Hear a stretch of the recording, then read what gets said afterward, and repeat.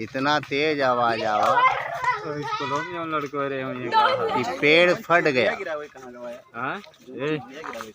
स्कूलों में जो रहे हैं लड़कों के साथ पेड़ फट गया, इतनी तेज आवाज आई थी रात में 2:30 बजे।